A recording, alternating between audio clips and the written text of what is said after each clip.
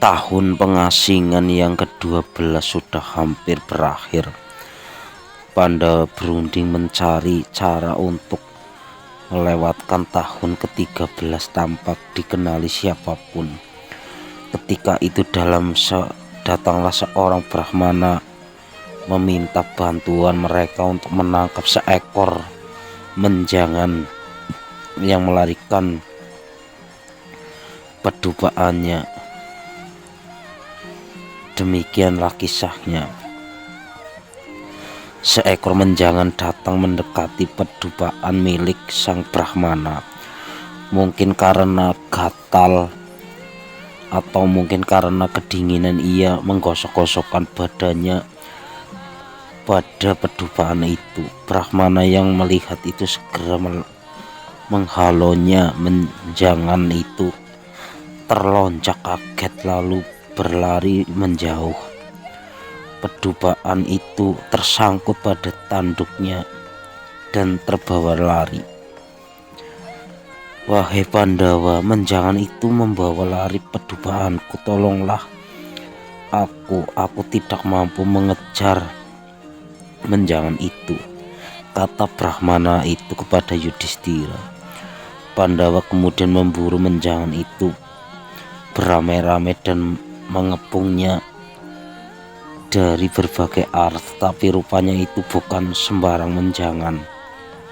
Ia terus berlari menjauh dan selalu berhasil lolos dari kepungan. Tanpa sadar, Pandawa telah jauh termasuk ke dalam hutan dan menjangan itu seakan hilang ditelan rimba raya.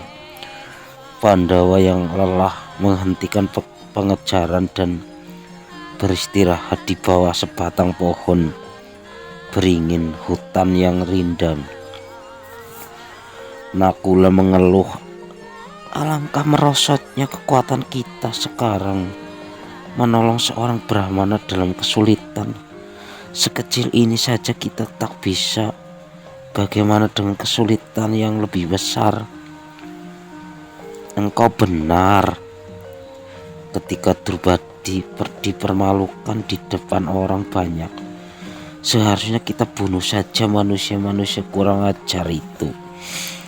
Tetapi kita tidak berbuat apa-apa, dan sekarang inilah akibatnya, kata Bima sambil memandang Arjuna. Dengan sikap membenarkan, Arjuna berkata, ya benar, aku juga tidak berbuat apa-apa ketika dihina oleh anak Sais Kreta itu. Inilah upahnya sekarang. Yudhistira merasakan kesedihan hati saudara-saudaranya. Mereka kehilangan semangat juang mereka untuk melengahkan pikiran.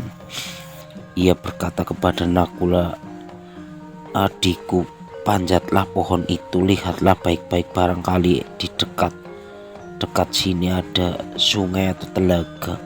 Aku haus sekali. Nakula naik ke pohon yang tinggi. Setelah melihat sekelilingnya, ia berteriak di kejauhan, kulihat ada air tergenang dan burung-burung bangau. Mungkin itu telaga. Tergenang dan burung-burung bangau, mungkin itu telaga. Yudhistira menyuruh turun dan pergi mengambil air. Nakula pergi dan memang menemukan sebuah telaga. Karena sangat haus, ia berpikir untuk meminum dulu sebelum membawa air untuk saudara-saudaranya. Baru saja ia hendak mencelupkan tangannya ke dalam air, tiba-tiba terdengar suara, janganlah engkau tergesa-gesa, telaga ini milikku, hai anak Dewi Madrim. Jawablah dulu pertanyaanku, jika kau bisa menjawab, barulah kau boleh minum. Nakula terkejut mendengar suara itu, tetapi karena sangat haus ia tidak memperdulikan suara itu. Ia langsung menceduknya tangannya, mengambil air dan meminumnya. Seketika itu ia jatuh tidak sadarkan diri. Setelah lama menunggu dan Nakula tak juga kembali. Yudhistira menyuruh Sadewa mencarinya. Setelah mencari beberapa lama, Sadewa terkejut melihat Nakula terbaring tak sadarkan diri di tepi telaga. Tetapi tiba-tiba suara tadi terdengar lagi. Wahai Sadewa, telaga ini telagaku.